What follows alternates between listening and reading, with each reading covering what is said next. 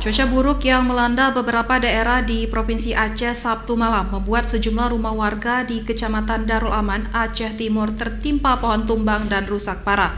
Tidak ada korban jiwa dalam musibah ini, namun warga mengalami kerugian material. Hujan deras yang mengguyur Aceh Timur disertai angin kencang beberapa hari terakhir membuat warga mulai resah dan panik. Tidak hanya itu, cuaca buruk yang melanda sejumlah daerah di Aceh Timur membuat pohon roboh hingga menimpa rumah warga.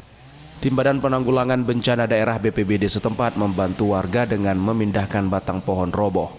Warga desa Matang Nehen, Kecamatan Darul Aman, Kabupaten Aceh Timur, Arhani, yang rumahnya menjadi korban keganasan angin kencang, mengatakan sebelum rumahnya tertimpa pohon terjadi hujan deras yang disertai angin kencang.